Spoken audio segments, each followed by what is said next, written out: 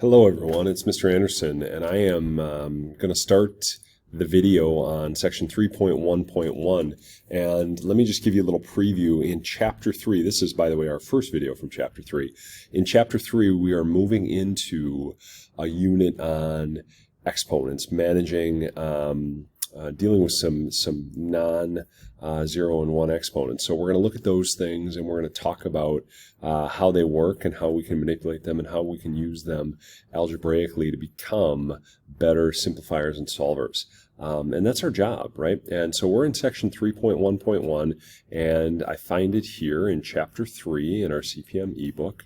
And you can see here it's 3.1.1. There are going to be 2 days for this particular section in the text, and my history tells me that you all have seen some of the things that I'm going to talk to you about today before. However, you may not have seen some of the ways that I'm going to talk to you about them or do them. And again, the goal is going to be how we can look at expressions with exponents and use things that we see visually, like patterning, in order to do some simplification. And we're going to see if we can formalize and develop some strategies. Check it out. An exponent is shorthand for the idea, the conceptual idea in mathematics of repeated multiplication. And they have a very, very basic example right here. For example, they have n to the 4th power, right? The 4 is the exponent, right? The n is the base. The 4 represents that we took the base and multiplied it by itself 4 times, right? Giant disclaimer. This does not equal 4 times n, right? And I'm going to put this in a, it's something like that. Those are not the same thing. Okay, it is an indicator that we're multiplying that base 4 times, right? N times n times n times n is totally different than 4 times n, right? And that's what we're going to go ahead and do. We're going to do some expanding with some of these expressions, and we're going to see what these things look like. And our goal is going to be to eventually be able to formalize a little bit of a rule for this, all right? Check it out. We've got A, B, C, and D, and I'll walk you through a couple of these things. I've got y in this case to the 7th power. That's how we say that. Y, we say the base, and then we say the ordinal part of the exponent. So I don't say y to the 7. I say y to the 7th power, right? So that th means I'm giving it an order, right? So in this case, y to the 7th is y times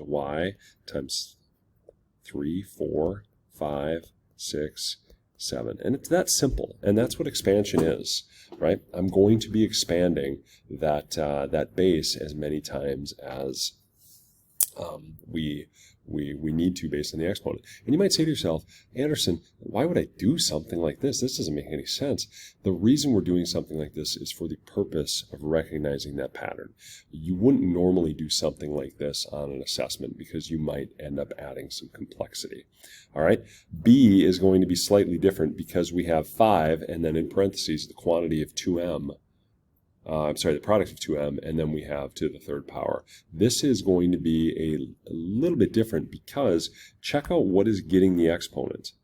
Only the material in the parentheses is getting the exponent. The 5 actually doesn't receive any of it. So really, the 5 just kind of sits pretty out front. Okay? And then what I can go ahead and do is I can write that item in the parentheses that is getting that exponent. How many times? 3 times. So I can rewrite it like this. And this is expanded form. And I can actually do myself one better to help myself see what's going on. I can take even these items in the parentheses because multiplication is commutative, and I can rewrite those. Watch this. I can write the 5. The 5 is just going to be there one time. And then the 2 and the m, and the 2 and the m, and the 2 and the m. And what is this? Whoops. What does that do? It allows me to reorganize and put all my 2's together and all my m's together. And for the purposes of reorganizing, now I can see how many times I have those things. And maybe you could have shortened that. Maybe you could have done it in fewer steps. But I promise this is going to help us draw some conclusions in a bit, or this kind of thinking will, right? Okay, let's keep on keeping on. I've got some similar things going on here in C. I've got x to the third to the second. I've got a power to a power here. This is actually kind of cool, right? What it says is I can take that x to the third and I can rewrite it the number of times that second exponent tells me, right? So 2 times, right? So x to the third times x to the third. Now, I don't have all of my exponents eliminated. The purpose of expansion is to rewrite these things without exponents. So I can do it like this, right? I've just taken that first set of parentheses and I've rewritten it. And I can rewrite that first set of parentheses. There were no exponents there, but now I can rewrite the second one.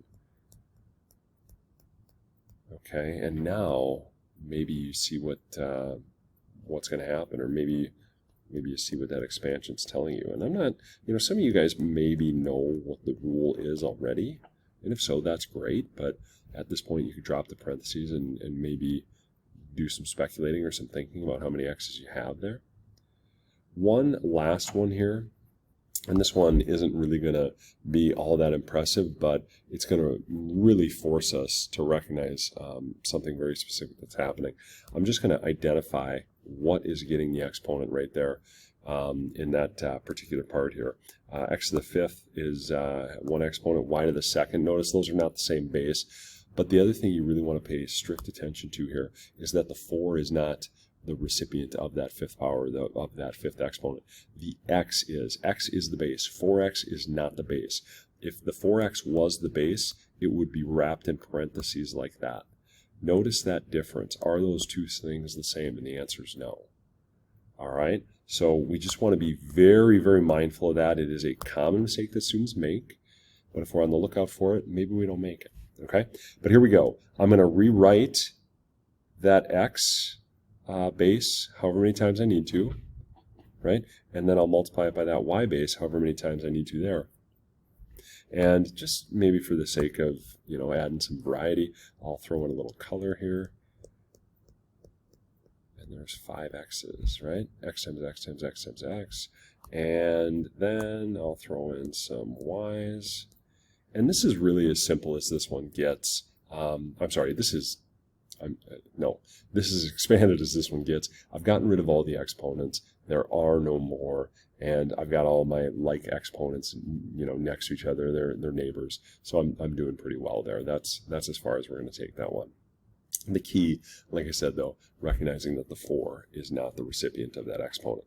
Let's keep on keeping on here. We've got just 2 more problems that we're going to look at.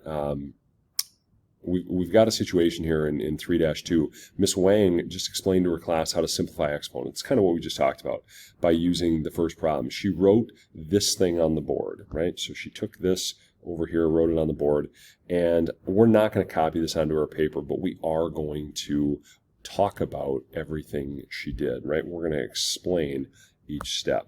Now, this is number 3-2, and if you want, I'm not going to physically write these things, but let's just talk about what it is she did, right? She went ahead and took, in this first step, right, from here to here, right, in that first step. This was the original, right here. This part was the original problem. All right, in that first step, what did she do? Well, she took and she split that quotient, and that maybe means something, a little bit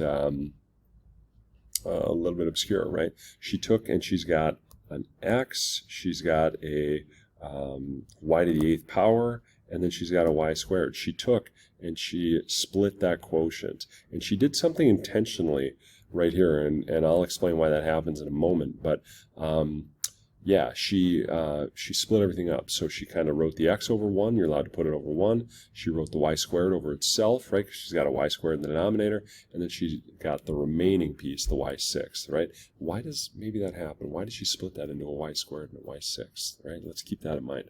All right. The next thing she did from here to here is This part didn't change. Those two things are the same, so she didn't do anything there. But she took the y squared over the y squared, this piece that we've got highlighted in the middle, and she turned it into 1. She's got something over itself, and she turned it into 1. That's a rule we've been using in division for a long time. And then she didn't do anything right there. She left that part the same. Okay? But after that, she then, from here to here, squished everything back together, right? She took the x, the 1, and the y to the 6. She put them all back together, put them over 1. It looks like maybe this 1 disappeared, but if you remember that multiplying by 1 doesn't change anything. And then in this last step, what did she do? Well, she probably also recognized that she was dividing by 1, and dividing by 1 doesn't change anything either. So she went ahead and just got rid of that denominator. And she simplified that thing, x times y to the 6th. And that's really our goal. Our goal is to do what she did with all of our problems. We're going to be throwing complicated expressions at you like this, and we want you to be able to take those steps and simplify. And we're going to go ahead and do a couple of these things just through the purposes of expansion, and then I'm going to throw one more thing at you, and then we're going to be done here. A real interesting layout is something like this. All right, I've got 3-3 part I, the first part here. All right, let me just make a quick note so you guys can see that. This is 3-3, and I've got 3 x's on the top. I've got x times x times x over x. Now, I'm going to show you a little bit less formally what Miss Wang did in the last problem. She simply just got rid of things that were on the top and bottom and that were the same. That is a purposeful act in multiplication and division. If you've got opposite factors, they cancel. That's the point. And then, folks, we can rewrite what we got left. And if you like, put it over 1. I'm not going to, because I think that's a bit of a waste of time. But then you can combine back into a single expression and call that x squared. That is our goal. That's what we want to be able to do in the simplification steps here. A little harder in this second one because I've got to do some of the rewriting. But if you follow this process I'm about to lay out, I think you're going to have a ton of success. We've got x to the 5th over x squared. That's 5 x's up top. 1, 2, 3, 4, 5. And then x squared, that's x times itself twice. That's x and x. The reason I like this strategy, this idea of expansion, is because now I can cancel pieces that are on top and bottom that are the exact same. Right? Okay?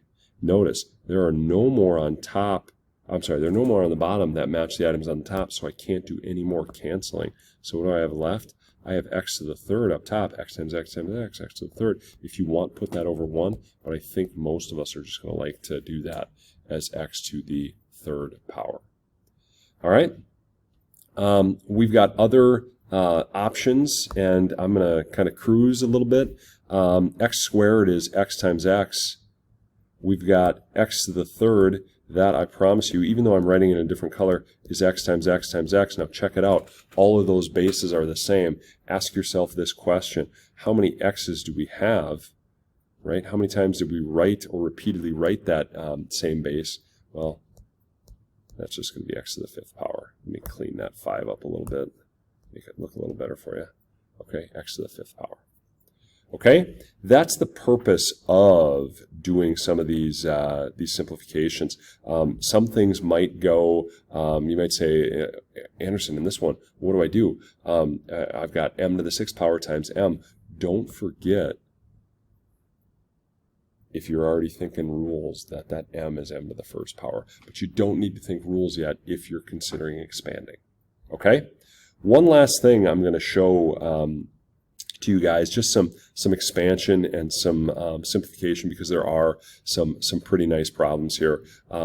We've investigated kind of this, one of the properties of exponents. We identified the product property and the quotient property. Let's go ahead and check out something like letter C here. Letter C is going to be kind of the last property we really need to do the deep dive on.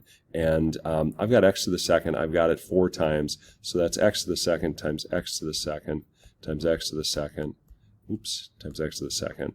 And I'm going to rewrite all of those x to the seconds.